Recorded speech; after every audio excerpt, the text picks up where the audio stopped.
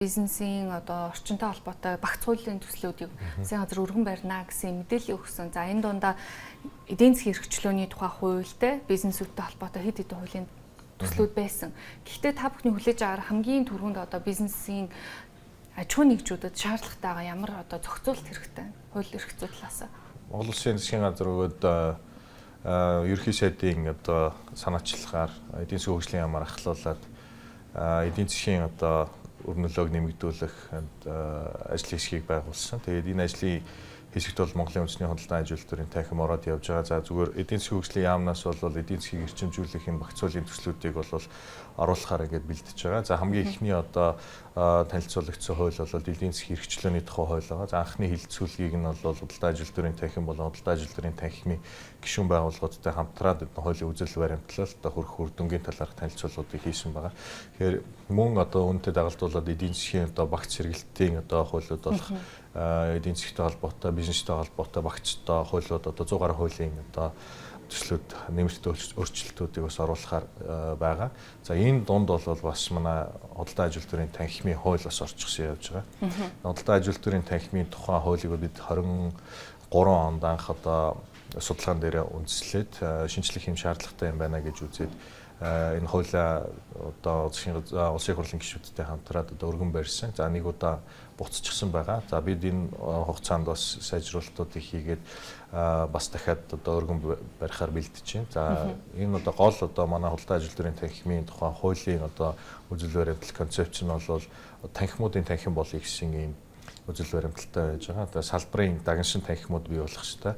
Тэгээд одоо энэ олон мэргэжлийн холбоод төрийн бүс байгууллагуудыг нэгтгэхэд одоо салбарын танхимууд бий болох ёстой. Дээрээс нь худалдан аж үйлдвэрийн танхим үндэсний хэмжээнд үйл ажиллагаа явуулдаг гэдэг утгаар одоо 21 аймагт салбар танхимтай. За энэ 21 аймгийн салбаруудаар нэмээд одоо ингээд ойролцоогоор эдийн засгийн 30 орчим салбар нэмэх нь 21 аймаг гэдэг нэг 50 гаруй салбар танхимууд бий болж үүсгэн бий болоод танхимуудын танхим бий болох ёстой. Сая үндэсний статистикийн орноос тоо баримт гаргасан байна. За нийт одоо Монгол улсад 280 орчим мянган аж ахуй нэгж бүртгэлтэй ам байна. Бизнес регистрийн сандтай. За эндээс 41% нь бол үйл ажиллагаа явуулж байна. Өөрөөр хэлбэл 115 мянган орчим аж ахуй нэгжил идэвхтэй үйл ажиллагаа явуулж байна. Тэгэхээр энд бусад одоо үйл ажиллагаа явуулаагүй байгаа аж ахуй нэгжүүд нь өнөөдөр эдийн засгийн нөхцөл байдлаас шалтгаалаад дампуурсан байгаа юм уу? Санхүүгийн чадамжгүй болсон байгаа юм уу? Энэ дээр одоо танхим яг юу гэж харж байна? Ковид зардахлын одоо дараах хүнд нөхцөл байдлаас эдийн засаг одоо хомигдсон ч үгүй юм уу? Иймэрхүү нөхцөл байдлууд дээр бол аж ахуй нэгжүүд тодорхой одоо үйл ажиллагаагаа зогсоох хаах юм одоо нэг хэсэг байсан. За дээрээс нь одоо энэ аж ахуй нэгжүүдийг одоо үйл ажиллагаагаа зогсоох болоод энэ дампуурлаа зарлагтай холбоотой энэ хууль эрх зүйн одоо тодорхойгүй байдлууд байгаа тань. Жишээлх юм бол одоо дампуурлын тухай хуулиараа бол аж ахуй нэгжүүд одоо дампуурлын зарлахын тулд шүүхэд хандж чинь, шүүхэд хэрэг үүсгэж чинь. За тэгээд процесс нь маш удаан явагдана. Хэрвээ шүүхэд хэрэг үүсгэх одоо үндслэлтэй байна гэж үзэх юм бол дараагийн шат руугаа шилжин дахиад одоо 30 хоногийн хугацаанд одоо тухайн одоо аж ахуй нэгжийг одоо үйл ажиллагаа явуулах боломжгүй, хөрөнгийн баталгаагүй цаашаа үйл ажиллагаа явуулах одоо чадамжгүй гэж үзэх юм бол одоо цаашаа процедураараа дампуурах одоо олон нийтэд зарлах дахиад бас процессын дагуу явагдана. Хэрвээ тийхгүй гэд энэ үйл ажиллагаа явуулах боломжтой одоо төлбөрийн одоо боломжтой компани байна гэд үзэх юм бол дахиад одоо буцаагаад нөгөө татварын өр төлбөрийн асуудал нөгөө компани дээр очдог. Тэгээ энэ асуудлууд нь цаашдаа ингээд нөгөө компанид их дарамттай зүгээр одоо дампуурлаа зарлаад ингээд орхичж болдоггүй. Ийм учраас одоо аж ахуй нэгжүүд одоо орхичж байгаа юм. Тэгэхээр энэ бол одоо нөгөө итгэхгүй үйл ажиллагаа явуулж байгаа компаниуд нэг бол ингээд тайлангач өгөхгүй үйл ажиллагаагаа ч явуулахгүй ингээд бүрэн зогсож байгаа. Нөгөөх нь бол энэ одоо процессээс болоод зарим нь бол X тайлаа өгөөд ингээд итгэхгүй байдал руу ингээд шилжиж байгаа. Ийм үе шатад байгаа. Тэгэхээр энэ одоо дампуурлалтай холбоотой, компани татан болгохтой холбоотой энэ асуудлуудыг бас одоо дахин эргэж харах хэрэгцээ шаардлага байгаа.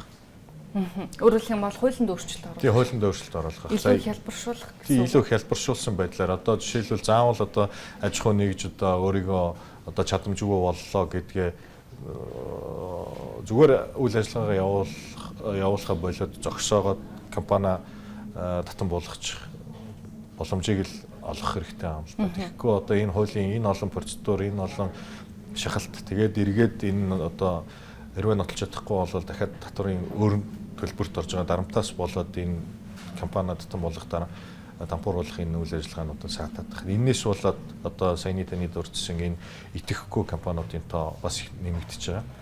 За бас энэ эдийн засгийн орчимтой холбоотой бас үйл ажиллагаа нь хомигдож байгаа аж ахуй нэгжүүд ч байгаа.